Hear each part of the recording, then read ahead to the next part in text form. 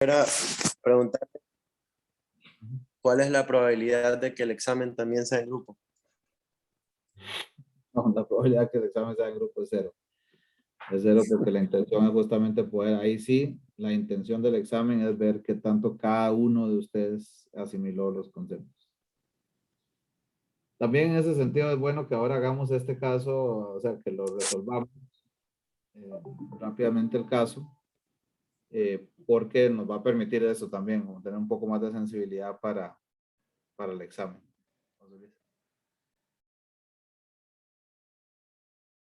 Alejandro. Profe, ahí nada más para meter la cuchara fue que Estefano nos acaba de informar que se le fue el internet. Entonces que ahí si vuelve se va a estar reintegrando la clase. Ah, bueno, perfecto. Gracias, Alejandro, por avisar. Perfecto. Con gusto, profe. Bueno, listo. Entonces aquí tenemos la base de datos, ¿verdad? La que vimos la vez pasada. Estas eran las preguntas. La primera dice, los clientes pertenecen prioritariamente a algún nivel educativo. ¿Cómo representa esto gráficamente? De hecho, la gran mayoría de ustedes lo hizo, eso sin mucho problema.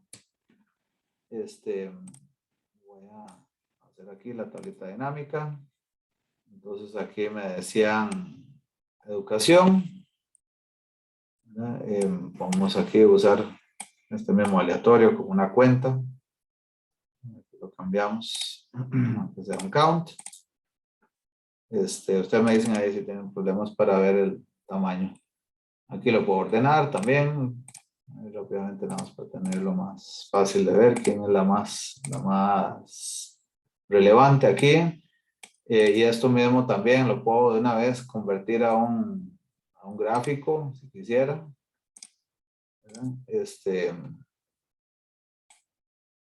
O copiar los datos y luego crear el gráfico sobre eso, ¿verdad? Algunos de ustedes hicieron esto, ¿verdad? De poner aquí la distancia en cero entre las clases. Eso no se debe hacer en este caso, si recuerdan ustedes lo que comentamos al inicio del curso. Las primeras sesiones, pues, porque entre graduación y PhD no hay una continuidad. Estas son categorías nominales, ¿verdad? O en el mejor de los casos, ordinales. Es diferente a un histograma en la que no hay separación entre las clases y por eso tenemos que pegar las barras. Entonces, formalmente no es correcto hacer de esto una escala continua. Tampoco es correcto usar un gráfico lineal por lo mismo, ¿verdad? Porque no hay una continuidad entre estas categorías. Entonces, así de sencillo era esta, simplemente comentando que la mayoría de los clientes son de nivel educativo graduados de universidad, ¿verdad? Un nivel de bachillerato, seguramente. 2, es posible afirmar que los clientes, de hecho voy a dejar esto acá y después les comparto el archivo, pregunta 1. Vamos a copiar otra hojita aquí para la pregunta 2. Un poco más grande. Dice, es razonable afirmar que los clientes más antiguos hayan comprado más.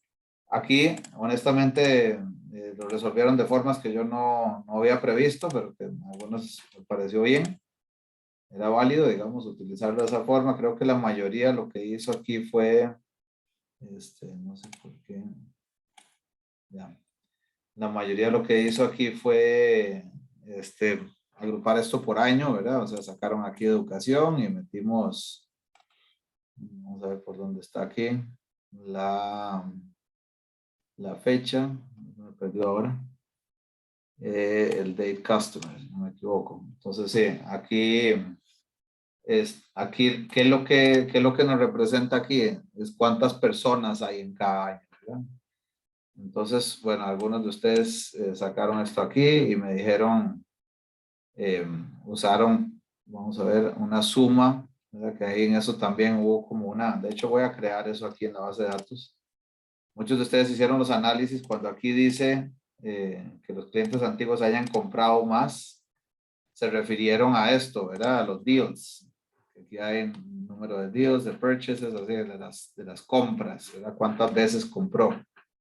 Esos son el número de veces que se compró en diferentes canales, ¿verdad? Ya sea con ofertas, vía web, vía catálogo o en la tienda propiamente. Entonces, esto aquí también, o sea, uno puede crear aquí una una variable, ¿verdad? Total, por ejemplo, ¿verdad? Number of purchases. Eso es algo que creo que algunos de ustedes hicieron. Que todos se refieren a estos purchases, ¿verdad? De hecho, estrictamente de los deals no deberíamos incluirla porque, de hecho, no la voy a incluir porque eso puede ser una oferta que se haya hecho en web o en el catálogo o en la tienda propia. Entonces, solo vamos a usar esas 3 columnas. Esa era una, y la otra que yo les decía, que en realidad eso se refería más a estas preguntas, que hayan comprado más, se refiere a los montos típicamente, ¿verdad? Sin embargo, no lo estoy tomando por mal el que ya hayan usado la cantidad de compras, no los montos de las compras. Pero igual es conveniente aquí mount total, ¿verdad? Tener un mount total. Entonces aquí también hago una suma de estas columnitas y ya entonces tengo cuánto compró en total cada cliente. Okay, entonces digamos que aquí voy a actualizar esta dinámica.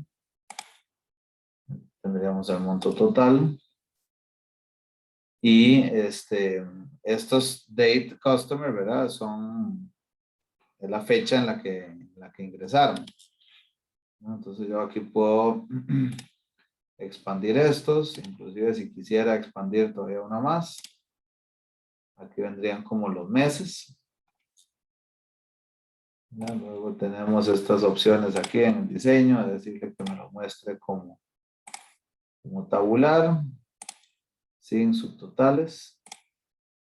Entonces aquí tendríamos como la evolución desde julio 2012 hasta junio 2014 de las compras, ¿verdad? Entonces lo que yo me imaginé aquí es que podemos crear una 2014, vamos a ver si se deja aquí esto, creo que no.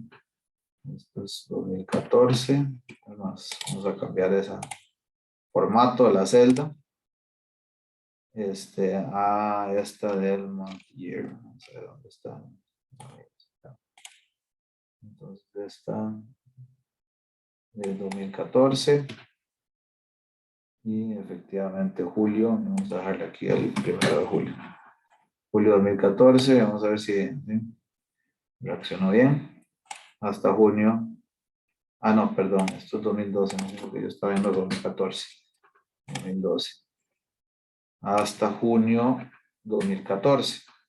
Entonces ahora tengo una evolución de esto en el tiempo. Desde julio 2012 hasta junio 2014, cómo se ve la evolución de los montos totales de compra. Ahora, ¿qué pasa aquí, compañeros, en esta versión? Aquí lo que pasa es que estoy viendo el total. Esto está influenciado por la cantidad de clientes que hay en cada una de estas fechas de ingreso, ¿verdad? Porque estas son fechas de ingreso de cada cliente. Agosto 2012, septiembre 2012, etc. Entonces aquí es conveniente también, recomendable, más bien usar el promedio. Entonces aquí en lugar de usar el total, voy a hacerle deshacer para que vean la diferencia. Y por ejemplo decía 1843 comparado con 418. Vean que aquí se mantuvo el 418. ¿Qué quiere decir? Que solo hubo una persona que ingresó en julio de 2012. En cambio aquí que decía 1843, de hecho aquí están los valores, eran 6 personas, ¿verdad? Porque el promedio daría de 1843 entre 6 es de 307. Entonces, aquí, de hecho voy a referirlo aquí mejor otra vez a esto. Lo que dio esta. Entonces podríamos ver esta evolución. Entonces nos devolvemos a la pregunta. Y dice, ¿es razonable afirmar que los clientes más antiguos hayan comprado más? En realidad no. Los clientes más recientes, ¿verdad? Del segundo trimestre de 2014, de hecho, son los que en promedio han estado comprando más.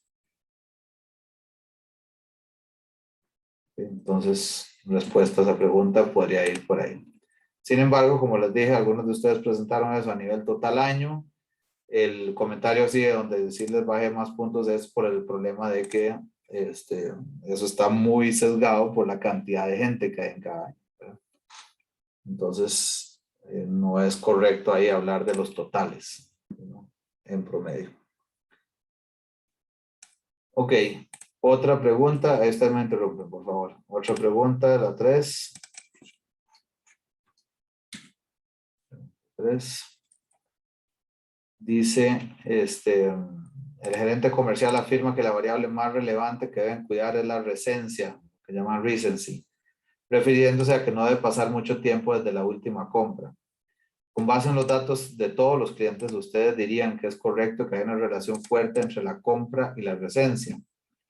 Entonces yo tengo en mi base de datos, de hecho me voy a llevar esas variables para allá, la compra total y tengo la recencia. Aquí, ¿verdad? Esas dos columnas. De hecho me las voy a llevar aquí. Aquí estarían esos datos. ¿Y cómo veo la relación entre dos variables cuantitativas? Hacemos un gráfico de dispersión, ¿verdad? Entonces aquí tengo para cada nivel de recencia los niveles de compra. Entonces, ¿qué vemos aquí? ¿Hay alguna relación?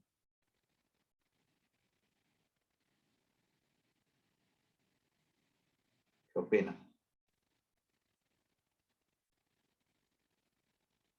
Se pareciera que entre, como dice el gerente comercial, que entre más recencia, menos compra.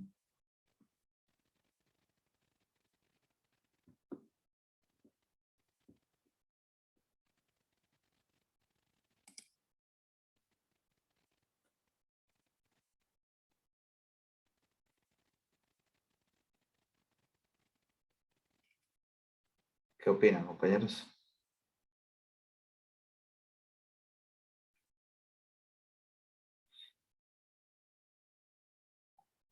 Nadie tiene opinión sobre ese gráfico.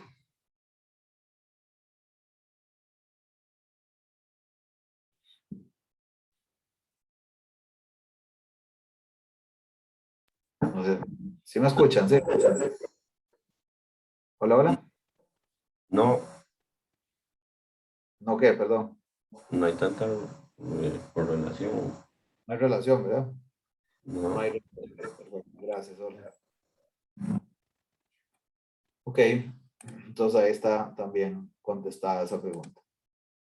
4. La compañía está decidiendo si dedicar la misma cantidad de recursos a clientes con relativamente bajos montos de ingreso que a aquellos con altos montos, suponiendo una distribución simétrica. Esto es solamente entendiendo la distribución del ingreso. Aquí no es una relación con otra variable, ¿verdad? Solamente viendo la distribución del ingreso. Entonces, vamos a ver cómo se distribuyen los ingresos. Pues me voy a llevar esta variable, el income, pero vamos a crear otra hojita. Pregunta 4. Me llevo esta variable, el income, y hacemos una distribución de frecuencias, como tantas veces hicieron ustedes, ¿verdad? Tengo el mínimo, tengo el min de esta variable. Okay, pues aquí claramente hay algunos datos faltantes. Vamos a dejarlo fijo.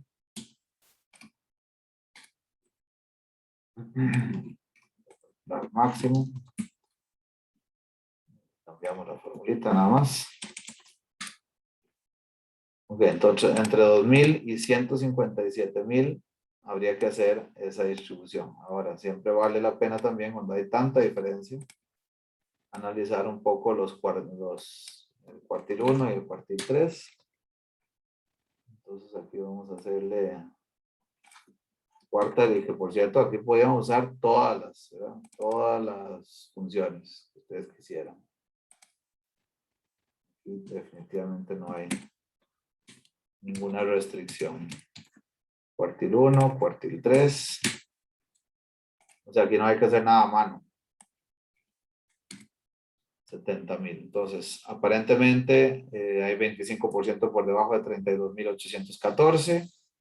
50% está entre estos dos valores y los 25% más altos están arriba de 70,000. Pero entonces hay una diferencia de más de $80,000 entre este valor y el máximo. Entonces aquí me puedo hacer una idea de las clases. Bueno, podríamos inclusive jugar de 10,000 en 10,000.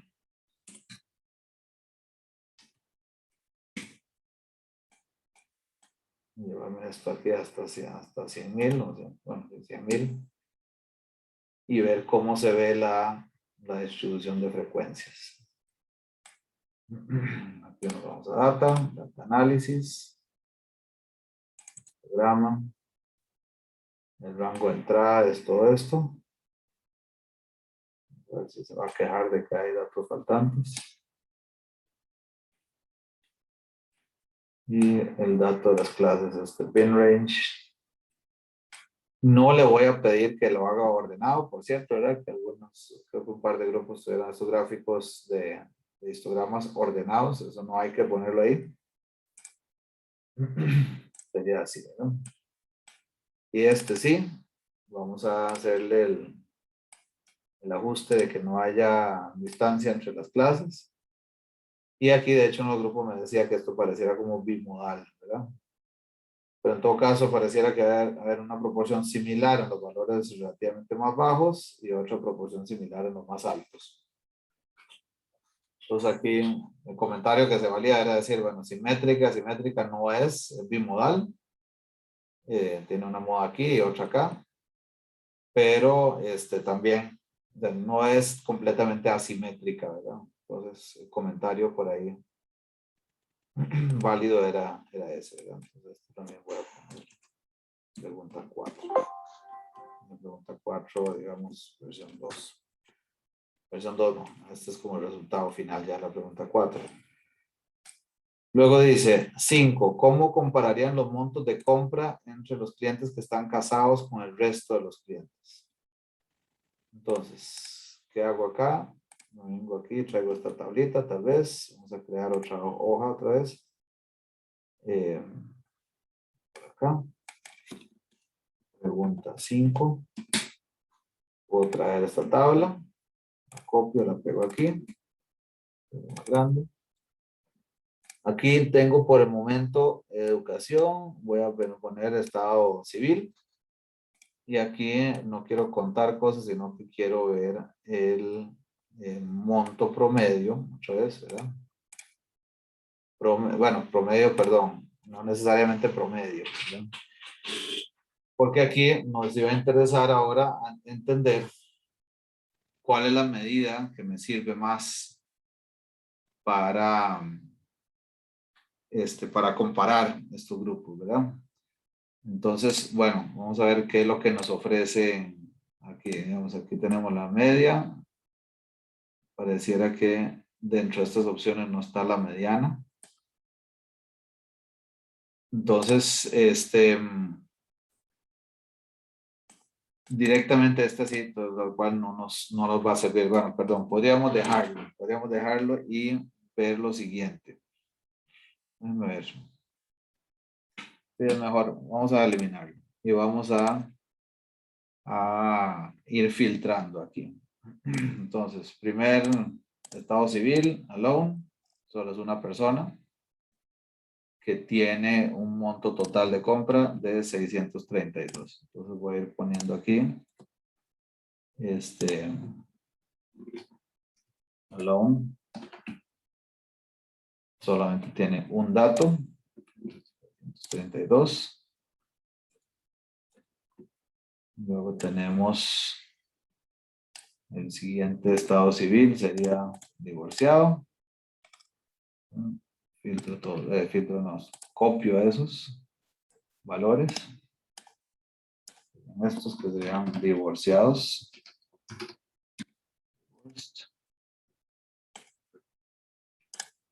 Luego tengo, a ver, divorciado, casados. Copiamos todos los casados. Los copiamos por aquí. Marriage.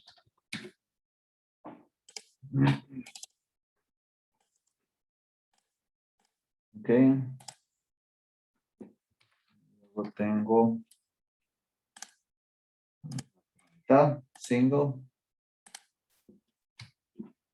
Veamos estos.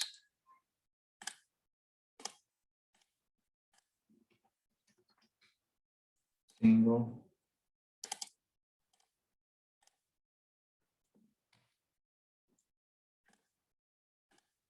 Together.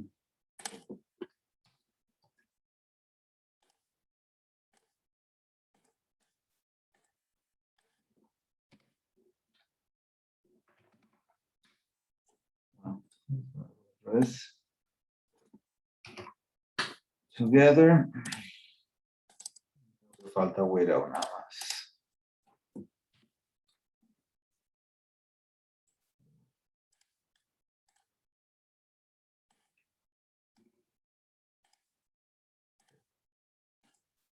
Entonces, esos serían los datos de los diferentes estados civiles.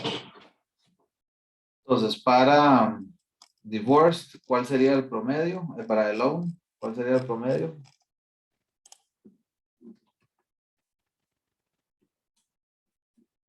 ¿Qué opinan? Media aritmética.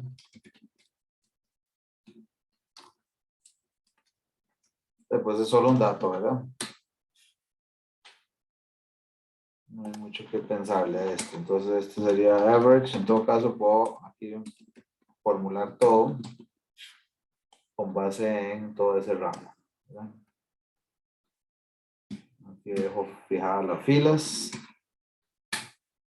Ahí tengo una media aritmética de 632. Este sería average de... no.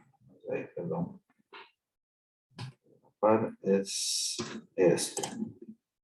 689. 630. Pues ahí tenemos los diferentes. De hecho, voy a dejar esta fila fijada aquí. Ahí. Entonces ahí podemos ver fácilmente a qué corresponde. Pues aquí tengo las medidas aritméticas de cada grupo, ¿verdad? De divorced, de married. Pues aquí veo que aparentemente la media más alta es la de los divorciados, ¿verdad? Sin embargo, me conviene aquí también ver las otras medidas, como la mediana, para ver. Puedo sustituir todo. En cambio, todo lo que es average por median.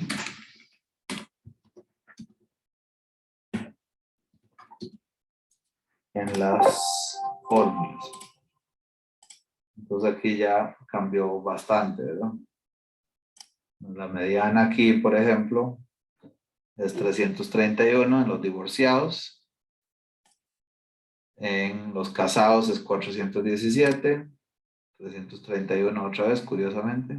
Para los single también. Los que están juntados 314 y los viudos y viudas 458. Entonces, bueno, ¿hay evidencia o hay sospecha de que hay valores extremos en esta distribución? ¿Qué opinan ahí?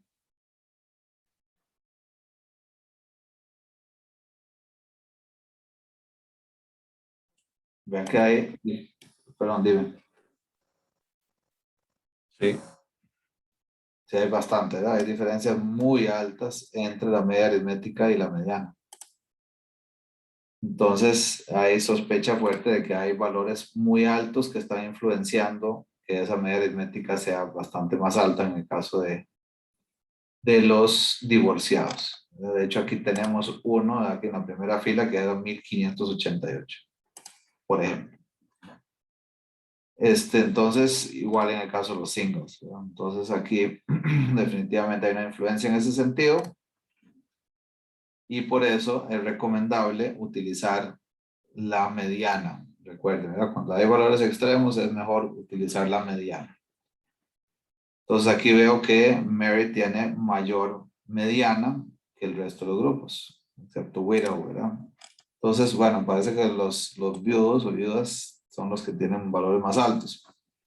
Sin embargo, es conveniente tomar en cuenta que las muestras son bastante reducidas, ¿verdad? Que hay 12 viudos y viudas y hay una persona que vive sola, ¿verdad? Entonces, utilizar estos resultados, ¿verdad? Como para concluir que definitivamente los viudos son tienen montos más altos de compra que los casados, es un poco arriesgado, ¿verdad? Y más en el caso de los que viven, de la persona que vive sola, ¿verdad? Eso no es nada representativo.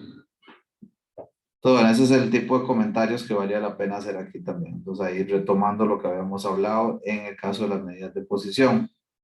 De una vez resolvamos el tema de variabilidad, que es la pregunta 6. Entonces, aquí vamos a calcular la desviación estándar, ¿verdad? Desviación estándar.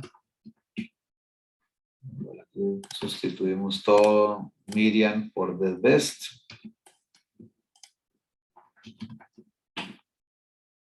Ah, no, the best no, eso es en español, pero standard deviation. Entonces aquí no aplica porque es una sola persona. Bueno, aquí parece que el grupo más variable es el de divorciados. Sin embargo, esto no es correcto utilizarlo, ¿verdad? Como medida para comparar la variabilidad entre grupos. Ahí necesitamos trabajar con el coeficiente de variación. El coeficiente de variación es la desviación estándar dividida entre la media aritmética, para tener un índice que sí sea comparable. Entonces aquí vemos que los que viven together son los que tienen variabilidad, en este caso del grupo 1, de los datos del grupo 1, más alta, más diferencias con respecto al promedio.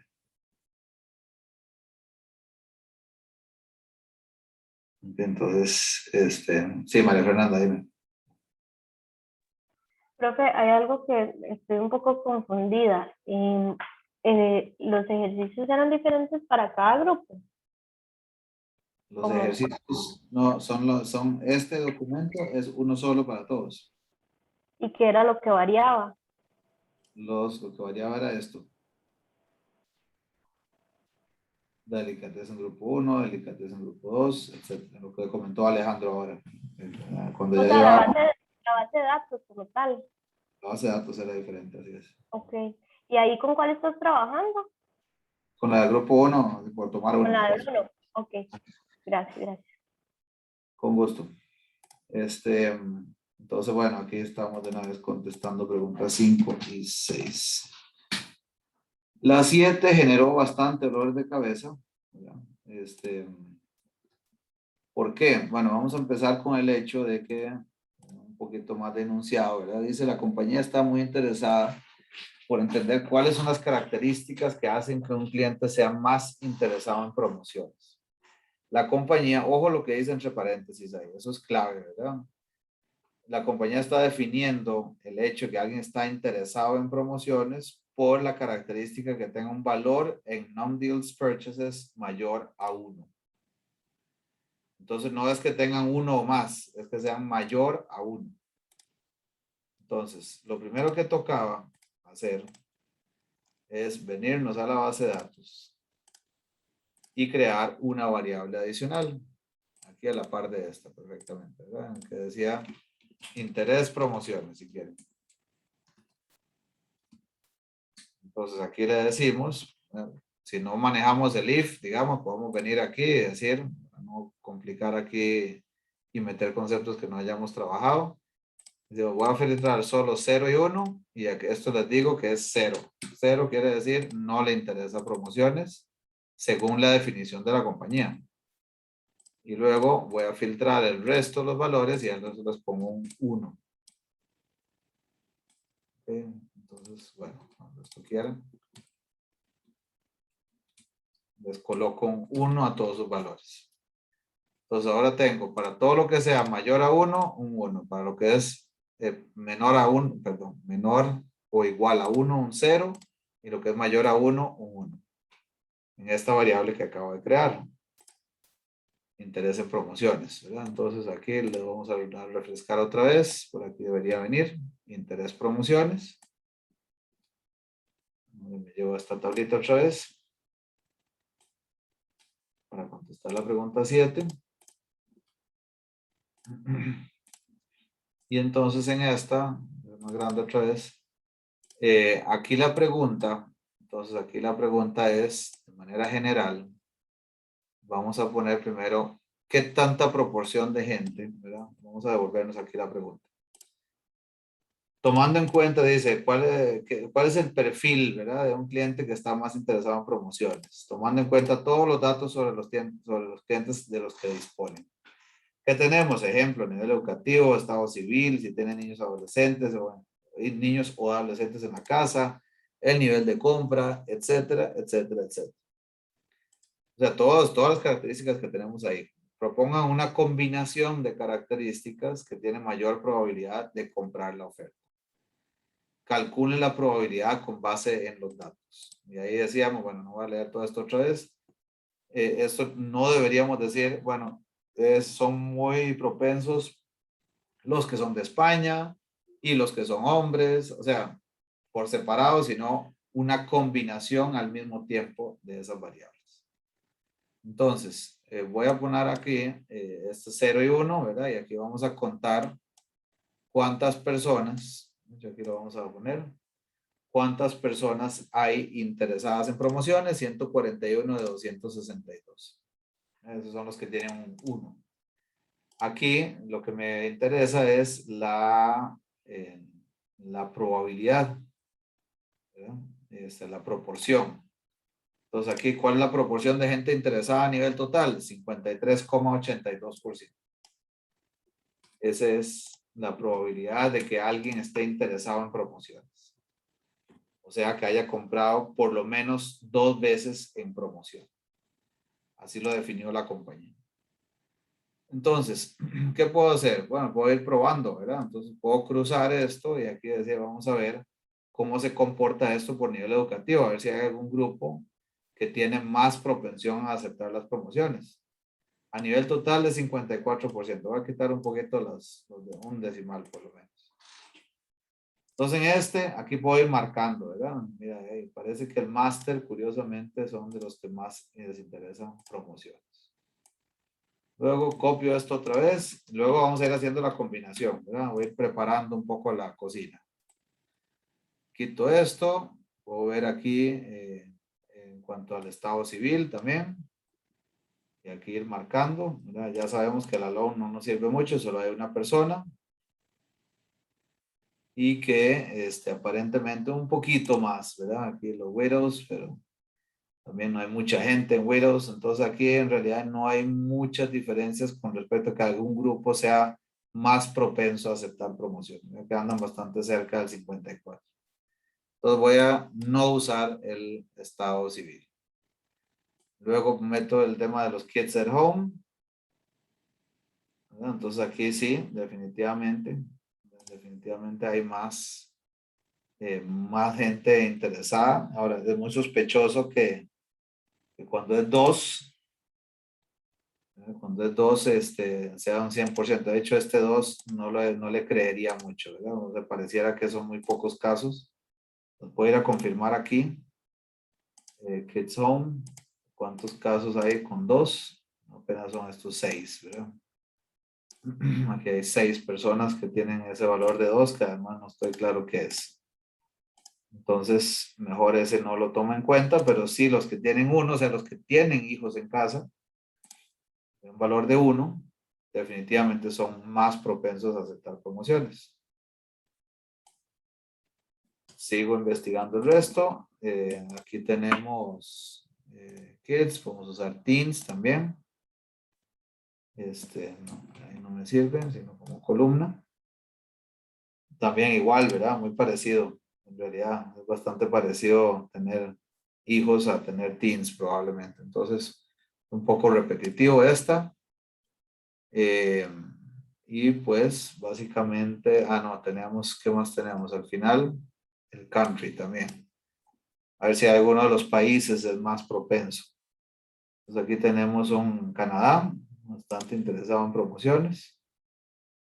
Y un India también, sobre todo, ¿verdad? Canadá e India. Ok, entonces eso me sirvió como para ponerle un poco más de filtros a esto. Entonces tengo máster que tienen hijos que sean de Canadá o India. Entonces vamos a ponerle educación al filtro aquí. Educación. Dijimos los hijos y el país. Entonces aquí vamos a decirle ahora máster que tienen hijos y que además sean de Canadá o India. Ahí ya, pues ahí se cumplieron todos, de hecho, ¿verdad? Curiosamente, todos aceptan promociones cuando ya voy a decir. Eso es como, voy a devolverme otra vez aquí a hacer esto, ya cuando le hago Canadá o India, todos aceptan promociones. Entonces este es como el perfil. Si yo tengo que decirle a alguien de comercial a quién dirigirle las promociones, busque máster con chiquitos en la casa y que sean de esos dos países. Ahí es donde vas a pegarle con más seguridad a la promoción. A eso mándelo los emails. Okay, ¿qué son todo esto? Probabilidades condicionales. ¿Verdad? Esto es pregunta 7. Ok, y la última pregunta, ahora sí ya para cerrar, compañeros, el tema del caso. Esta era la fea, que ahí varios se quejaron. El gerente comercial está convencido de que en el próximo grupo de 10 clientes que entraron, más de la mitad aceptarán las promociones. Entonces, tengo todos esos 260 y resto de clientes que tengo en mi base de datos. Ahora van a venir 10 clientes más. Y quiero saber entonces, más de la mitad aceptarán las promociones. O sea que 6 o más acepten las promociones. Eso es un problema, compañeros, compañeras, exactamente igual al que hicimos en la práctica con el libro que hablaba del grupo de turistas, ¿verdad? Que había una probabilidad de quedarse con el grupo, que era como un 23%, si no recuerdo mal. Y ahí preguntaban que cuál es la probabilidad de que 2 personas se quedaran con el grupo, o que al menos 2 se quedaran con el grupo, etcétera. Diferentes combinaciones que ustedes ahí contestaron en el ejercicio práctico. Entonces, ¿qué tengo aquí? Me vuelvo acá, a nivel general, hay una probabilidad. Esta es la probabilidad de aceptar la promoción para cualquier individuo.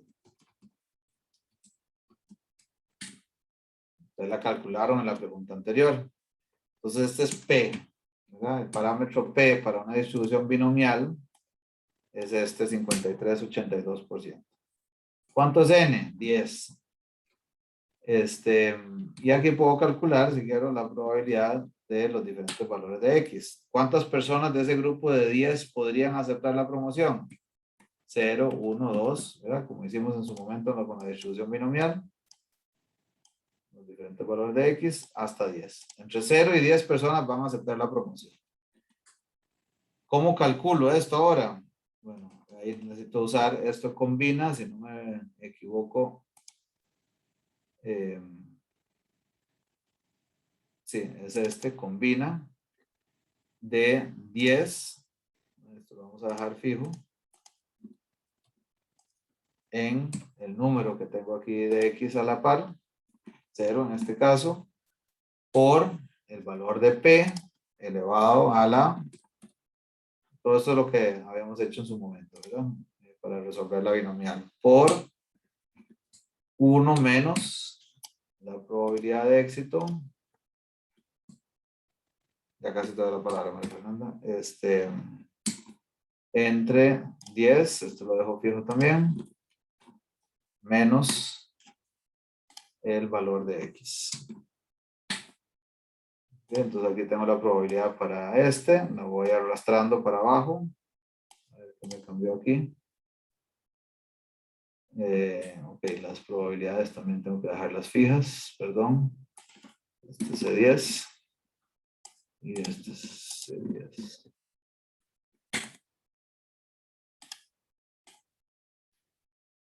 Ok, aquí verifico, ¿verdad? Igual puedo hacer la suma aquí.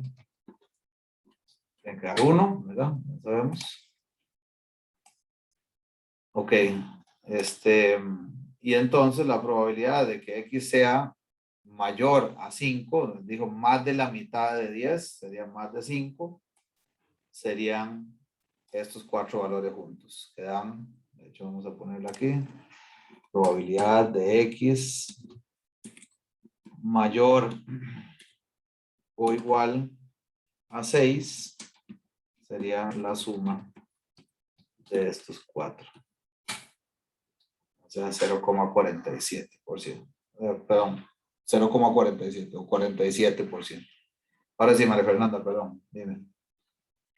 Profe, sí, es que eras que no es específicamente con esa parte, es que en la fórmula que hacíamos de aleatorio, me acordé que a mí me había quedado una duda de un número que se pone ahí, de hecho se pone un número solo en la fórmula como tal cuando se hace el aleatorio, Ajá. pero no estaba segura de qué significaba ese número, si era Bueno, como las veces que se iban a hacer como lo que usted explicaba, como que uno metía la mano en una tómbola y sacaba el número, si es la cantidad de veces que se sí, hace eso. pero la fórmula, vos te referís a esta, que dice aleatorio, bueno, random Ajá, ajá, en inglés. Esto es ajá, solo para generar números aleatorios. Es como cuando dijimos, generamos esos números para poder seleccionar una muestra aleatoria. Entonces, yo tengo todo esto, por ejemplo. Y eso es ajá, lo es que en esa fórmula se ponía un número, creo que usted había puesto como un, no me acuerdo si eran 4, 5, algo, pero yo no entendí al final a qué hacía referencia y si ese número lo teníamos que usar siempre o variaba. pero ¿en cuál ejercicio, María Fernanda? Perdón, para ubicarme. O sea, ¿cuándo fue? Es que lo utilicé para el ejercicio práctico, el último que tuvimos, Ajá. para sacar la probabilidad y utilicé el aleatorio, pero había que poner ese número y yo no estaba segura si tenía que poner el mismo que usted había usado o si eso varía. Ya. Sí, no, para el ejercicio práctico, o sea, si es cuestión de sacar una muestra aleatoria de una base de datos como esta, Ajá, ajá. puedes usar eso, o sea, ese número aleatorio no sirve para calcular probabilidades directamente, sino solamente para generar una muestra aleatoria. Correcto, ajá, ajá. ¿Y de qué Entonces, depende eso? O sea, ese número se puede usar cualquiera. ahí lo que pones es, por ejemplo, yo tengo estos 260 y resto que están acá, ¿verdad? Y suponete que querés sacar ahora Ajá, una, por ejemplo, ahí ves en ese que dice aleatorio. no, esto Ah, no, es, ya pone lo, nada ya más el número de grupo. ok. Aquí era uno, o sea, así fue como yo tengo una base de datos grande y lo que hice fue dividirla entre los 9 grupos usando números aleatorios. Ah, ok, ok. Pero este no se usaba para el caso propiamente, digamos. Nada más aquí lo estoy usando, dado que son unos, para contar, ¿verdad? Pero puedo haber Ok, usado, ok, ok. sí, perdón por Ujú. la, gracias más bien por la pregunta. Gracias, ok. Entonces, bueno, ese era el caso, compañeros, compañeras, preguntas, comentarios.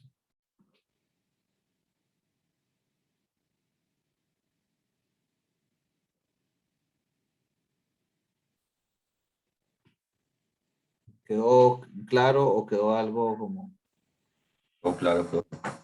al aire? Buenísimo. Sobre todo este último punto y también ante la inquietud o preocupación de José Luis de cómo irá a estar el examen en ese sentido. Esto que hicimos acá, ¿les hizo sentido? ¿Se entendió? Sobre todo este de pregunta 8. Ahora, dado que les dije, ¿verdad? Se la reconocí esos 10 puntos a todos los grupos en la nota del caso práctico. En el examen, pues tocará ya resolverlo, ¿verdad? Entonces sí me interesa sobre todo estos que tienen que ver con las probabilidades que se hayan entendido. Sí, profe, para mí está entendible. Yo le iba a preguntar algo. ¿El examen es la otra semana? Sí, cierto. Hoy es la última sesión teórica. Ok, otra consulta. para el examen, o sea, este ejercicio práctico va a ser como la guía o tal vez como, sí, como No, para nosotros. le voy a poner un examen de práctica ahí, María Ah, Fernanda. ok, igual que la vez pasada. Ujú, Ok, ok, genial. sí. Para entender, va a ser igual que el examen pasado. O sea, va a ir muy alineado con el examen de práctica que le voy a poner ahí. Cuando digo muy alineado, es que si logran resolver ese, deberían poder resolver el examen que vayan a hacer la El otra. mismo formato. Sí, no es que viene la misma orden de preguntas y cambiando datos, obviamente, ¿verdad? Sino que si pueden resolver ese, pueden resolver el examen de la próxima semana. Eso. Profe, Sí, dime, Luciano. usted puede subir también las respuestas como para revisar después de hacer. Sí, de hecho, va a venir con respuestas, Luciano. Ok, muchísimas gracias. Lo que sí les recomiendo, por favor, traten de hacerlo, o sea, no de revisarlo resuelto, porque eso siempre, o sea, cuando uno lo ve resuelto, pareciera que es relativamente entendible y sencillo, ¿verdad? Pero es otra cosa cuando me toca enfrentarme a algo que está en blanco. Tengo que ver cómo resuelvo yo. Entonces traten de hacer todo el esfuerzo posible para resolverlo ustedes, de darle 2, 3 vueltas a cada pregunta. Y cuando ya digan, bueno, ya lo resolvimos o no se me ocurrió definitivamente, ahí ya vuelven a ver la solución. Traten de hacer eso. Les advierto en buen sentido que no es buena idea, no es buena idea tratar de simplemente revisar, ¿verdad? O leer cómo se resolvieron ejercicios. Hay que hacerlos y hay que enfrentarse a la incertidumbre de cómo empiezo a plantearlo. Si no, nos vamos a llevar un poquito de agua fría en el examen. Ok, bueno, entonces, este casito ahora también le subo entonces el Excel y le subo el examen de práctica como pidió María Fernanda. ¿Alguna otra pregunta? Profe, sí, también va a haber como no sé si se refería a eso con el examen de práctica, como hubo la vez pasada de que iba a haber, de que subió algo para una práctica para examen. Sí, o sea, ese es un examen de un periodo pasado para que ustedes puedan basarse en ese, o sea, resolverlo y decir, ok, sí, lo logro manejar, más lo que hice de práctica de los libros, más lo que repasé de los ejercicios prácticos del curso, debería estar preparados. Y por cierto, a diferencia del caso práctico, solo entra la materia después del primer examen, ¿verdad? No entra nada del primer examen. Y también entra, perdón, va a ser como la misma dinámica el primer examen, que fueron varias con opción múltiple. Sí, obvio, sí. Ok. Así es. Ok, bueno, entonces voy a empezar para que no se nos haga muy tarde acá, no es mucho tampoco, mucha materia, y como les dije, no toca hacer nada de ejercicio práctico hoy ni nada. Con el último tema del curso, que es el muestreo probabilístico. Bueno, muestreo en general, en realidad. Vamos a hablar de probabilístico y no probabilístico. Entonces, conceptualmente, compañeros, aquí lo que habría que distinguir primero, unas nociones importantes, es primero la de población de estudio. Cuando hablamos de población en estadística, investigación, pero en general, nos referimos como al conjunto de todas las unidades de estudio, que son interés de la investigación. Por ejemplo, podríamos decir todos los estudiantes activos de ULIT en el ciclo lectivo del 2017. O exportaciones anuales por país destino de Costa Rica entre los años 2010 y 2016. O sea, no necesariamente tienen que ser personas, ¿verdad? O sea, pueden ser cualquier unidad de análisis, ya sea el estudiante, el ciudadano que tiene una opinión o tiene una preferencia para votar por uno u otro partido, o pueden ser inclusive cheques, ¿verdad? De un banco que se inspeccionan si están cumpliendo con todas las características que pide la auditoría. Nada más imagínense que ese conjunto de todas las unidades de análisis o lo que yo voy a observar, recuerden que al puro inicio del curso hablábamos de las unidades de análisis que son las que me proporcionan las observaciones, ¿verdad? O sea, yo podría definir, por ejemplo, en un estudio de auditoría, que voy a analizar los cheques de ese banco, ¿verdad? Los que están entregando en los cajeros. Y esos cheques voy a revisar si están firmados todos, si tienen fondos, etcétera, diferentes características. Y cada una de esas preguntas que le hago a los cheques, literalmente, ¿verdad? O sea, que observo en los cheques, son las variables, las observaciones, ¿verdad? Pero las unidades de análisis, las que me dan esas observaciones, son los cheques en ese caso. Entonces, ¿qué sería la población en ese caso? Por ejemplo, en ese estudio, bueno, todos los cheques que ingresaron en un periodo, ¿verdad?, de los últimos 3 meses a los cajeros de tales sucursales del banco. Y de esos cheques voy a tomar una muestra para hacer este estudio. ¿Verdad?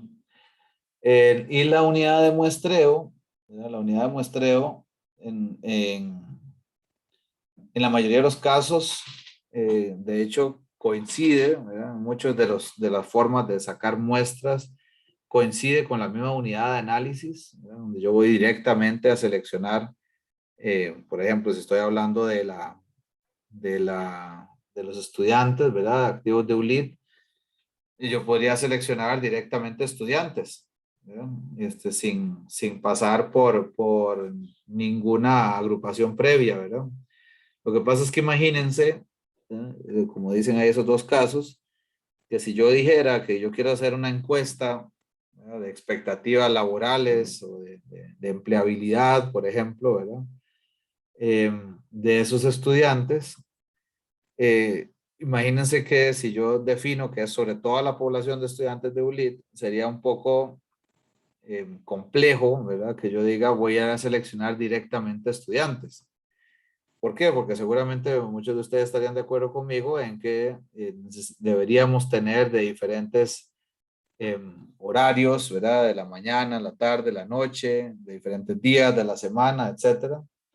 Y entonces se puede tornar un poco complejo directamente seleccionar estudiantes. Podría hacer más sentido seleccionar aulas, por ejemplo, ¿verdad? O sea, decir, voy a seleccionar el curso tal, ¿verdad? El curso de macroeconomía, salió aleatoriamente seleccionado, ¿verdad?, por azar, y lo que hago es dentro de esa aula, dentro de ese grupo, seleccionar aleatoriamente estudiantes que me respondan a esas preguntas de empleabilidad o de expectativas laborales. Esa sería como una forma de operar, ¿verdad?, de obtener como mis unidades finales. Y ahí la unidad de muestreo, en ese caso, si yo decido seleccionar aleatoriamente cursos y grupos de esos cursos, lo que tengo en realidad esa unidad de muestreo es el aula, ¿verdad? Es el grupo de ese curso. Y dentro de esa voy a tener una segunda etapa de selección de personas o de estudiantes dentro de esa unidad de muestreo. Entonces, ¿qué es la unidad de muestreo? Básicamente es una unidad que puede ser mínima o puede ser agrupada, que contiene las unidades, ¿verdad?, lo que vamos a usar de base para seleccionar la muestra. Aquí es importante también otro de las nociones que tienen que ver directamente con este tema de muestreo, es la diferencia entre un censo y una muestra. ¿A qué nos referimos con un censo en sentido estadístico también? Es el levantamiento completo de toda la población, ¿verdad? O sea, ahí mi objetivo, mi intención es poder recopilar los datos de todos, ¿verdad?, de todas las unidades que conforman la población. Por ejemplo, hacemos un censo cada 10 años aproximadamente. Ahora se ha atrasado un poco por las circunstancias que han condicionado todo, ¿verdad?, de la pandemia. También financieras del Estado. Se ha atrasado un poco la ejecución del censo, que debería estar ya este año, ya desde el año pasado en realidad. Pero el Instituto Nacional de Estadísticas y Censos de Costa Rica hace censos cada 10 años, ¿verdad? Esa es la intención, más o menos. Y lo que se propone o la metodología es ir a levantar, ¿verdad?, a estudiar, a aplicar ese cuestionario del censo a todos los hogares de Costa Rica. O sea, no hay en el papel, ¿verdad? No hay ni un solo hogar que debería quedar sin haberse interrogado. Entonces, eso es cuando es posible que algunos de ustedes no hayan participado activamente, ¿verdad? Porque ya fue en 2010 el último censo, 2011, si no recuerdo mal, y es posible que no lo hayan vivido tan activamente ustedes, pero sí es algo que se usa de base, ¿verdad? Para determinar ciertas políticas, ¿verdad? Que llamamos, ciertas decisiones que toma el gobierno o la Asamblea Legislativa. Por ejemplo, si yo necesito decidir como Caja Costarricense de Seguro Social, ¿dónde abro un EVAIS nuevo? ¿O dónde voy a, ¿cómo se llama? Ampliar una clínica, ampliar los servicios de una clínica. O donde inclusive la cierro, ¿verdad? O sea, donde no hace sentido seguir creciendo en capacidades en atención primaria. O el Ministerio de Educación Pública, por ejemplo, ¿verdad? En el mismo sentido, donde necesitamos más guarderías, aparte del servicio que tenemos de kinder y de primaria y secundaria, ¿verdad? Todo eso depende de datos que no puedo basar en muestras, ¿verdad? ¿Por qué? ¿Qué pasa? Si yo tomo una muestra, como dice acá, ¿verdad? La muestra es un levantamiento de una parte de esa población, perfectamente, por ejemplo, ¿verdad? Aquí en San Juan o San Diego, Tres Ríos, en una muestra a nivel nacional salieron 1 o 2 hogares, ¿verdad? O con suerte ninguno, ¿verdad? Dependiendo cómo se haya estructurado la muestra. Y entonces, ¿cómo tomo decisiones como Caja Costarricense de Seguro Social o como el MEP para estas 2 preguntas que les planteaba ahora? Pues no puedo, ¿verdad? No puedo porque no salió información suficiente para tomar esas decisiones. Las tomo a un nivel muy micro, ¿verdad? Muy pequeño, a nivel de distrito, inclusive de barrio, a veces, en algunos casos, ¿verdad? Para las municipalidades, por ejemplo. Entonces, ese tipo de requerimiento de información hace que sea necesario levantar estos censos. Sin embargo, aquí les estoy contando como la justificación de por qué hace sentido hacer censos. Sin embargo, tienen 2 condiciones. Uno, lo que estudian son características que no cambian mucho en el tiempo, ¿verdad? O sea, ¿cuántos hogares hay? Pues sí hay una dinámica, ¿verdad? En que de pronto algún barrio, alguna zona se vuelve un poco más popular o menos, ¿verdad? Menos popular. O cambian sus características un poco también socioeconómicas. O sea, hay más proporción de gente más pobre o menos pobre.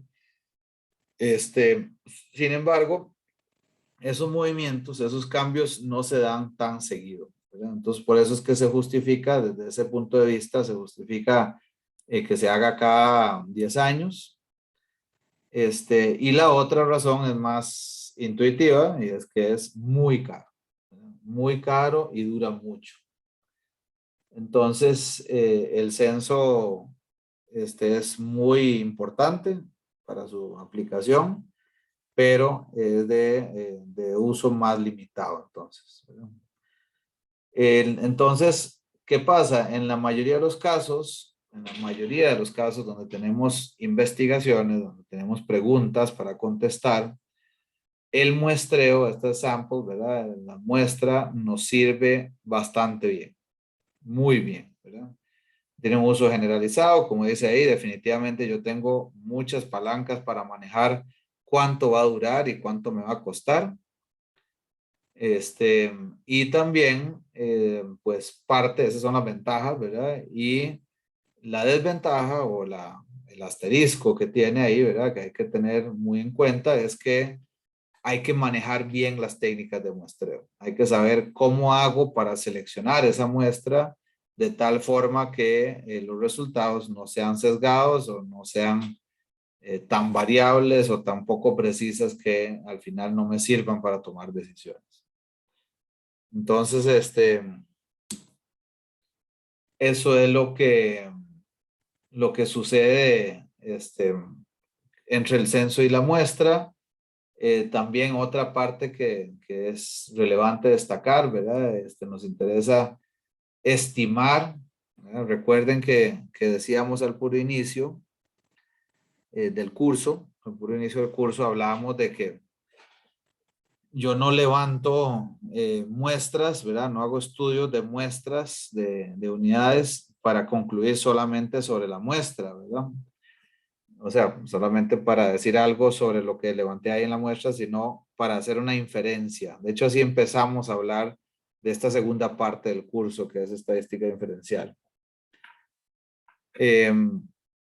Y en ese sentido, entonces, aquí también distinguimos entre estas medidas que son de la muestra, que ustedes conocen, ¿verdad? Por ejemplo, el tamaño de la muestra es n minúscula, eso lo hemos manejado ya en varios casos. La medida aritmética es la sumatoria de todas las observaciones que tengo en la muestra, divididos entre la cantidad de observaciones, ese es el X barra que conocemos bien también. Y la varianza de la muestra también, S cuadrado, ¿verdad? Que es la diferencia, ¿verdad?, cuadrática entre cada una de las observaciones con respecto al promedio, dividida entre n-1, ¿verdad? Sumando todo, como sacando un promedio de esas diferencias con respecto al promedio. Esa es la varianza muestral. Y cada una de estas medidas tiene una correspondencia, una equivalencia para efectos de la población, ¿verdad? El tamaño de la población lo denotamos con N mayúscula. Si quisiéramos sacar la media o pudiéramos, si tuviéramos todas esas observaciones de la población, en el caso de un censo, por ejemplo, puedo sacar la media de la población, que sería la sumatoria de todos los elementos divididos entre la cantidad de observaciones o de elementos que tengo en la población. Y similarmente en la varianza, noten que en el caso de la varianza ya no es S cuadrado, sino sigma, esta letra griega, sigma cuadrado, que hace lo mismo, suma todos los elementos de la población en cuanto a la diferencia cada observación con respecto a la media poblacional, esta letra mu, ¿verdad?, al cuadrado. Esta también ustedes la vieron por ahí en algunas de las clases de cuando hablábamos de los conceptos introductorios de probabilidad, y dividido en lugar de n minúscula menos 1 entre n mayúscula menos 1. Pero vean que es completamente análogo, ¿verdad? Es la misma, en esencia lo mismo, solamente sobre los n observaciones de la población.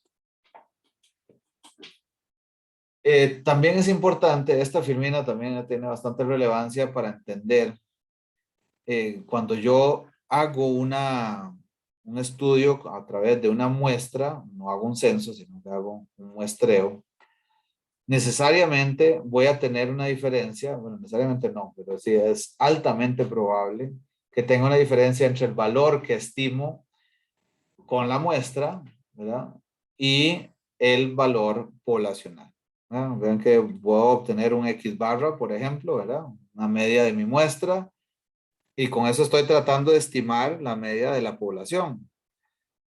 Siempre voy a tener, la cual no conozco, ¿verdad?, porque en la gran mayoría de los casos acabamos de decir que la gran mayoría de los casos no uso un censo, sino que uso una muestra. Entonces yo voy a tener diferencias necesariamente entre el valor que estimo con la muestra y el verdadero valor poblacional. ¿Por qué podrían darse estas diferencias?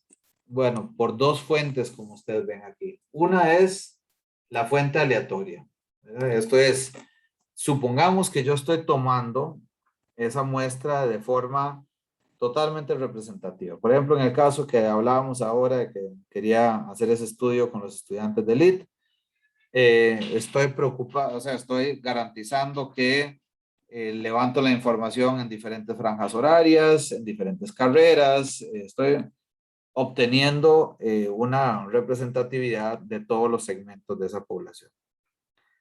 Y además, la forma en que selecciona a las personas dentro del aula, por ejemplo, no es preguntándole a los que conozco, ¿verdad?, o los que me caen bien, sino aleatoriamente. ¿no? Asigno aleatoriamente quiénes deberían salir. Entonces, estoy haciendo eso todo de forma correcta. Y aún así voy a tener una diferencia porque esa es una de las posibles muestras. Puedo haber sacado, ¿verdad? Supongamos que ahí seleccioné 200 de esos estudiantes, pero puedo haber sacado N cantidad de diferentes posibles muestras de tamaño 200. ¿Verdad? Entonces, siempre tengo un error aleatorio. ¿Verdad? ¿Qué es error aleatorio? Es que es una de las posibles muestras, a pesar de que estoy seleccionándolos de una forma representativa, ¿verdad? Entonces, ese siempre va a existir. Ese es el que llamamos error de muestreo. ¿Ok? El random error, ¿verdad?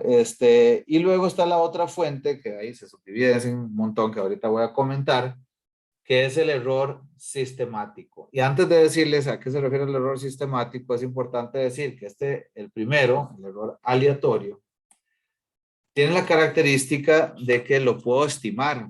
De hecho, nosotros lo estimamos. Lo estimamos cuando hicimos el cálculo para la T-Student. Ustedes recordarán.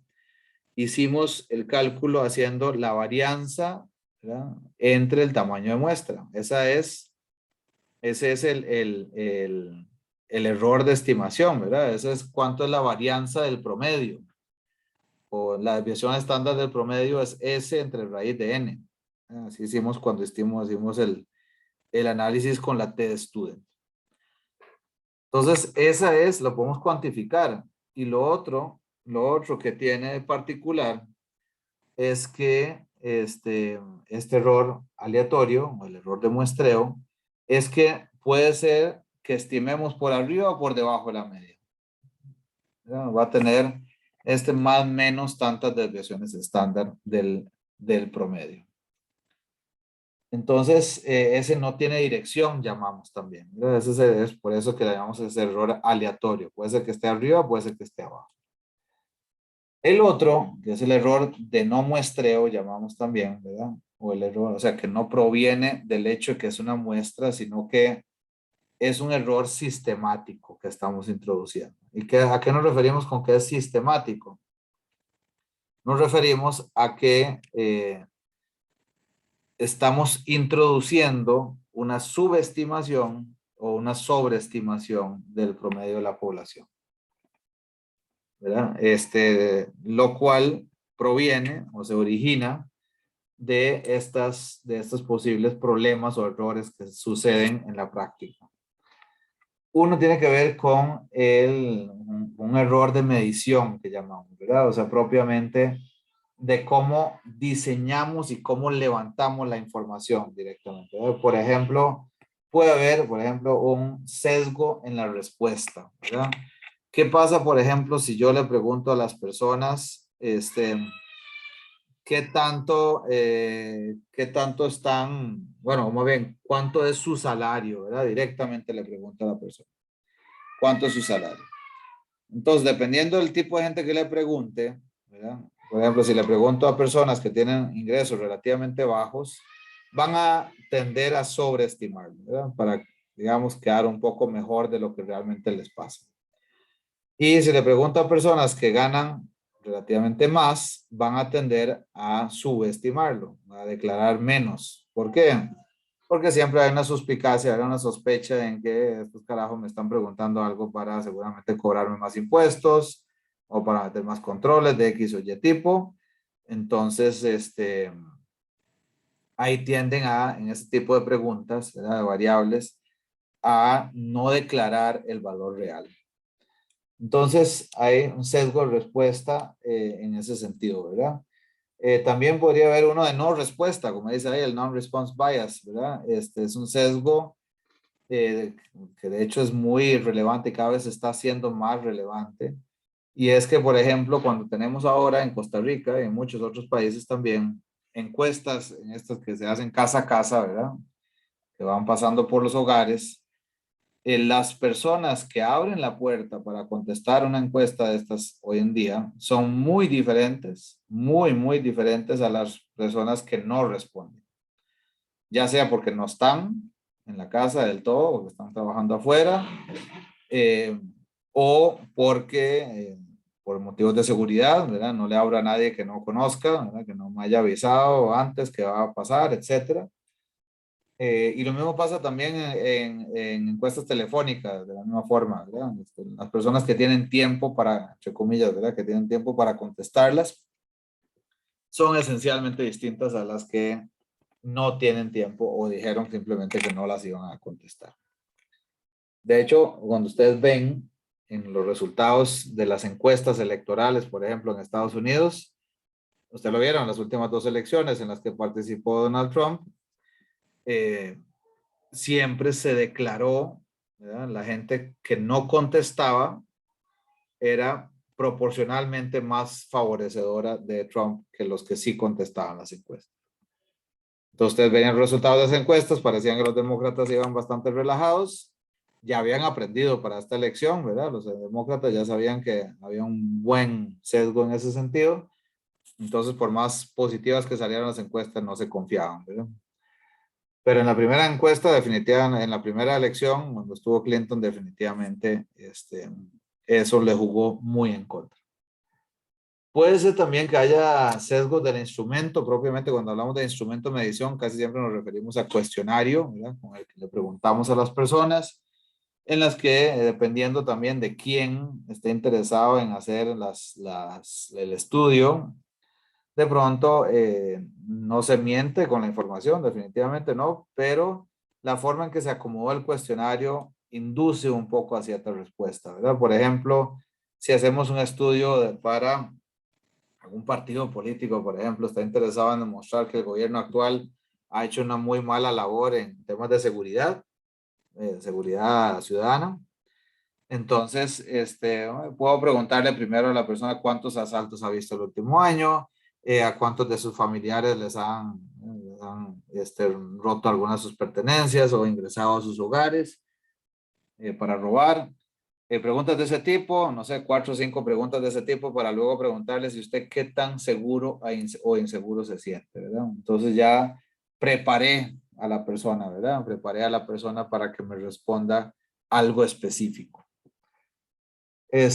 Bueno, y otro que vale la pena en también del instrumento de medición, o de la medición propiamente mencionar, es uno que también se da bastante común, que es un error de entrevistador. Y ese error de entrevistador se refiere estrictamente a cómo estoy preguntando, ¿verdad?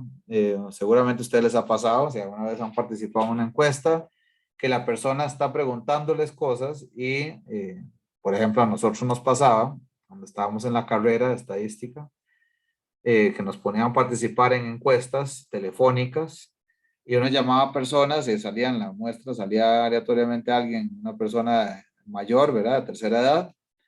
En varios casos me sucedió que eran personas que más bien estaban aprovechando el momento para conversar, ¿verdad? Para expresar sus opiniones, o uno le preguntaba sobre cualquier tema y no contestaban la pregunta, sino que conversaban alguna anécdota, algo que les haya pasado en eso, como hablar con cualquier viejito, pues, ¿verdad?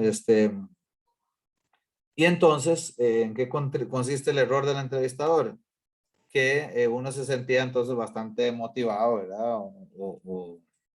¿Cómo se llama? Sí, tentado a decirle, bueno, entonces señor o señora, de acuerdo con lo que me está comentando, usted diría entonces que de estas opciones de respuesta es más esta, ¿verdad? O sea, no está de acuerdo con tal cosa. Entonces uno terminaba contestándole a la persona. Y eso es un error del entrevistador. También eso genera ese tipo de sesgo. Todo eso está en la parte del error de medición, o sea, cómo medimos propiamente, y también está el error del diseño de la muestra, ¿verdad? Que uno tiene que ver con, por ejemplo, el error de selección tiene que ver con cómo seleccionamos al final las unidades que fueron parte de la muestra. Por ejemplo, cuando el INEC, ¿verdad? Por otra vez dar el ejemplo de, digamos, de los que son referencia en estos temas aquí a nivel nacional, hace la encuesta de hogares, seguramente ustedes han escuchado de ella, que se hace anualmente, ¿verdad? Hacemos una encuesta que abarca una cantidad grande de hogares y se seleccionan estas unidades de muestreo que les explicaba antes, se seleccionan primero cantones, distritos, barrios, que llaman segmentos censales ellos, y una vez que el entrevistador, ¿verdad? La persona que aplica el cuestionario llega a ese barrio, tiene que fijar un punto de partida y luego contar cada X casas, ¿verdad? Cada 3, 4, 5 casas, tiene que tocar la puerta para llevar a cabo la encuesta, pues. Eso, si el entrevistador tiene problemas para ejecutar eso así, porque se vino un aguacero, porque sintió que la zona era muy peligrosa y que mejor salía más rápido del tema, entonces al final no entrevista cada 5, sino cada 2 o cada 3 casas, ¿verdad? Entonces dejó una parte de ese bloque sin entrevistar y en otra parte más concentrado, más bien, ¿verdad? Eso puede inducir algún sesgo, por ejemplo, que en la zona donde sí entrevistó era que se veía un poquito más enteras las casas, ¿verdad? Más bonitas, más seguro. Y la zona donde no entrevistó nada se veía un poco más inseguro. Entonces los resultados de la encuesta están sesgados también, ¿verdad? Por un tema de cómo seleccioné las unidades en la muestra. O también podría pasar en cuanto a la especificación de la población, ¿verdad? Por ejemplo, si yo digo que me interesa ver la empleabilidad de los estudiantes de LEED, ¿verdad? Pero en realidad lo que me interesa es la empleabilidad en administración y economía. Pues, y le pregunté a todo el mundo, al final, a todos los estudiantes de todas las carreras, tenemos un problema de especificación de la población. Y por otro lado, puede pasar también un error en el marco muestral, ¿verdad? Por ejemplo, si yo dije en este mismo estudio, los estudiantes, que me interesa estudiar a todos, pero alguien de la administración de la universidad me da un listado de las aulas que está incompleto porque todavía no está actualizado en la fecha que me lo dio, por ejemplo, entonces tengo un problema en el marco muestral, ¿verdad? O sea, ¿de dónde estoy obteniendo información para seleccionar esas unidades de muestreo? Bueno, aquí lo estaba comentando, ¿verdad? Están las unidades de muestreo que dijimos, ¿verdad? Que pueden ser tanto individuos o los elementos específicos, las unidades de análisis como tal, como pueden ser ciertas agrupaciones, como son las aulas, ¿verdad? Los grupos de los cursos, o los segmentos censales, los barrios estos, ¿verdad? Que están conformados por hogares, y el hogar es mi unidad final de análisis. Esas son mis unidades de muestreo, y esas están registradas, ¿verdad? Están de alguna forma las puedo encontrar en los marcos muestrales. ¿Qué sería un marco muestral? Bueno, por ejemplo, si yo quiero seleccionar a los estudiantes, yo podría ir a ver todo el registro de las personas que están matriculadas y seleccionar uno por uno y tratar de llamarlos por teléfono, enviarles un correo. O puede ser que uno de los marcos muestrales sea simplemente, bueno, ahí están las aulas. En realidad tenemos muy poco registrado y tiene que ir directamente a seleccionar aulas aleatoriamente y dentro de ellas los estudiantes, ¿verdad? Esos son los listados, ¿verdad? De alguna forma donde yo pueda seleccionar mis unidades de muestreo. Ok, ¿qué tipo de muestreos podemos ejecutar? También les voy a comentar dos acá, dos tipos de muestreo. Uno es el muestreo estratificado. En ese es bastante utilizado, de hecho es posible que ustedes lo terminen escuchando en algún contexto. La intención con este es buscar, seleccionar o dividir mi población total en H estratos, ¿verdad? O sea, en una cantidad de estratos que hacen que dentro de ellos los individuos se parezcan mucho o las unidades se parezcan mucho, y entre ellos, ¿verdad? Las unidades se parezcan bastante poco, ¿verdad? En las variables que estoy estudiando. Entonces, ¿qué quiero lograr con eso? Recuerden que cuando hacíamos la T-Student, por ejemplo, otra vez, ¿verdad? Mi error de muestreo es la varianza, el S cuadrado entre el tamaño de muestra. Entonces, si yo quiero hacer estimaciones más precisas, yo necesito que ese cociente, esa división de la varianza entre el tamaño de muestra, se haga lo más pequeña posible. Entonces, ¿qué puedo hacer? Bueno, o hago el tamaño de muestra más grande, entonces ese S cuadrado lo estoy dividiendo entre un N más grande, se hace más pequeño. pero eso cuesta plata. Cada unidad adicional que le voy a preguntar es tiempo, es salario que tengo que pagar, etcétera, ¿verdad? Entonces, en realidad, la más inteligente, comillas, es buscar hacer que lo que está arriba en ese cociente, el S cuadrado, se haga más pequeño, manteniendo el mismo tamaño de muestra. Entonces, ¿cómo hago para hacer el S cuadrado más pequeño? Es seleccionar de tal forma que yo pueda reducir la variabilidad al mínimo dentro de los grupos, ¿verdad?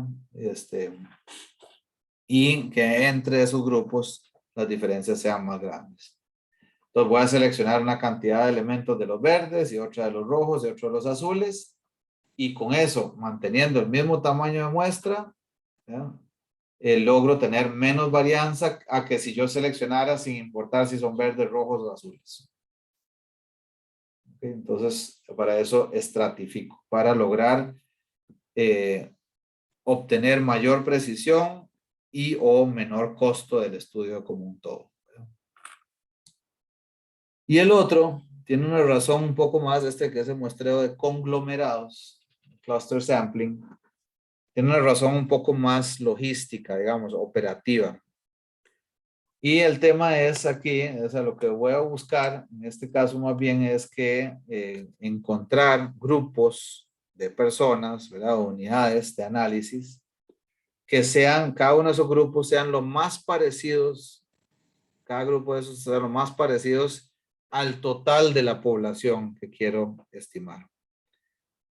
Okay, aquí a diferencia de los estratos donde decíamos que hay mucha semejanza dentro de los grupos, en lo que me interesa es que sean lo más parecido cada uno de sus subgrupos al total del grupo. ¿Cuál es la razón de utilizar En realidad, lo que quiero es, por ejemplo, cuando yo hago encuestas, así como hace el INEC, ¿verdad?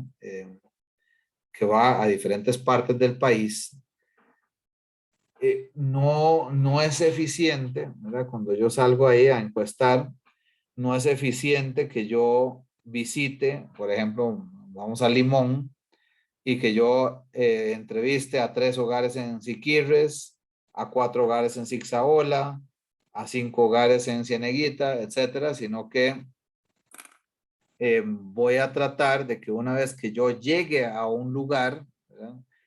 Trate de levantar la mayor cantidad de muestra posible. Y con eso lo que logro es obtener el tamaño de muestra total que se comprometió en cada lugar, entrevistando mucha gente, porque en cada uno de esos lugares hay bastante representatividad con respecto al total de Costa Rica. Entonces, para eso utilizo el muestreo conglomerados para buscar optimizar, ¿verdad? O minimizar esos costos logísticos. Puede ser que al final el tamaño de muestra total sea más grande que si usara el aleatorio, pero el costo por, como llamamos así muy coloquialmente, ¿verdad? El costo por bajada de bus, ¿verdad? Cada vez que me bajo del bus, levanto la mayor cantidad de muestra que pueda. Y con eso, cada visita se hace más eficiente, más económica. Pero como ven, al final, ambos tipos de muestreo buscan hacer más eficiente, más barato por unidad lo que hacemos en el muestreo a que si yo utilizara el muestreo aleatorio simple.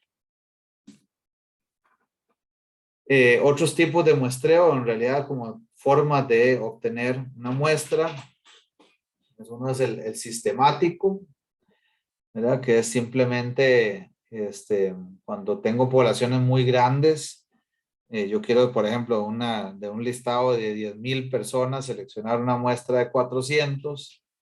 Entonces, en ese, lo que hago es definir un arranque aleatorio. O sea, digo, en los primeros 25 personas, voy a asignar, como preguntó María Fernanda antes, un número aleatorio para decir, bueno, arranco en el 17 por azar. Y después voy a seleccionar cada 25. ¿No? Después de 42, más 25 es 67, más 25 es 92. Y así voy hasta llegar al final de los 10,000 y ahí debería estar teniendo más o menos mis 400 personas seleccionadas. ¿Ok? Ese es el muestreo sistemático. Y luego tenemos otros dos tipos de muestreo que son no probabilísticos, ¿verdad? ¿Y por qué son no probabilísticos? Porque genera un sesgo, ¿verdad? Provoca un sesgo, como los que vimos en el esquema anterior, que produce subestimaciones o sobreestimaciones con respecto a la media de la población. ¿Y por cuánto? No lo podemos cuantificar, no sabemos, ¿verdad? El muestreo de conveniencia es básicamente cuando yo digo, en lugar de preocuparme de entrevistar a todos los horarios y todas las carreras y todos los grupos de edad de los estudiantes, ¿verdad? De élite para hacer la encuesta, simplemente digo, bueno, yo lo que tengo es gente que me puede apoyar con la encuesta en las mañanas. Pues por conveniencia, los que voy a entrevistar son los estudiantes que están en las mañanas, básicamente, ¿verdad? Y nada más tengo 2 personas, entonces traten de entrevistar la mayor cantidad de gente que puedan en cada aula y levantemos unas 4 o 5 aulas y con eso nos fuimos, ¿verdad? Ese sería el muestreo de conveniencia, que estaría sesgado completamente los resultados por el tipo de personas que estuvieron en ese horario en esos cursos, ¿verdad? No sería representativo de toda la población. Pero lo hago por razones de conveniencia, porque no tenía más recursos, porque no planifiqué o porque la verdad es que quería simplemente mostrar algún dato y no tomármelo tan en serio el tema, ¿verdad? De que fuera realmente representativo. Y por otro lado, tengo el muestreo subjetivo.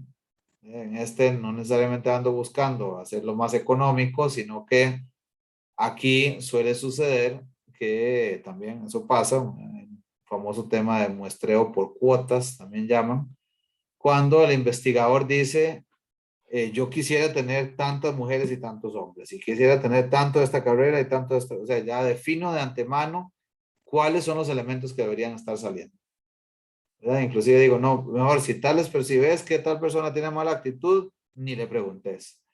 O sea, es cuando yo defino los criterios con los cuales yo digo, así es como debería estar conformada la muestra. Y cuando yo digo eso como investigador de antemano, estoy introduciendo sesgos porque no estoy dejando que el estudio produzca por aleatoriedad, por selección aleatoria, la mayor semejanza o similitud con la población, sino que yo supongo que yo la conozco de antemano.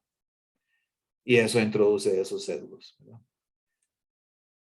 Bueno, esos son, bueno, como les decía, los no probabilísticos. Preguntas, comentarios, compañeros, en los temas de muestreo.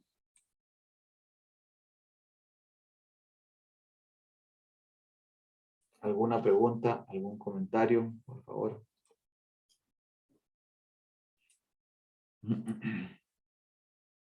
José Luis, ¿ibas a decir algo? No. Muy bien. O sea, esto de aquí básicamente va a ser como más teórico. Es conceptual, sí. Quieres entender para qué sirve el muestreo, qué limitaciones hay, qué tipos, exacto. Sí, no hay que calcular nada. Ok. Entonces, como que darle una repasada también al capítulo del libro. Exacto. Sí, el que les había indicado en las lecturas. Exacto. Ok, está bien. Ok, bueno, si no hay más comentarios, preguntas, aquí quedaríamos. Última sesión de teoría y la otra semana el examen parcial 2. Y eso sería lo único que hacemos la próxima semana y con eso cerramos el curso. Muy bien. Profe, Sí, dime. el último examen es individual, ¿verdad? ¿O es un grupo? Igual, individual. Igual, individual. Ok. Sí. Exacto. ¿Algo más de preguntas? ¿Comentarios? Profe, ¿me escucha? Es que tengo el micrófono un poco malo, no sé si me Sí, oye. ya te escucho bien, Adriana, sí. Adelante. Profe, una pregunta. En este también usted nos va a dar un tipo, no sé si ya lo dijo, perdón, algún tipo de práctica o en este no.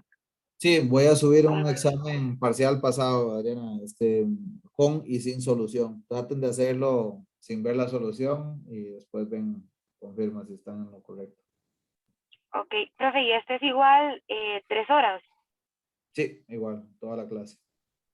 pero individual. Perfecto, ¿verdad? gracias. Me acaba de preguntar Ajá. Fernando.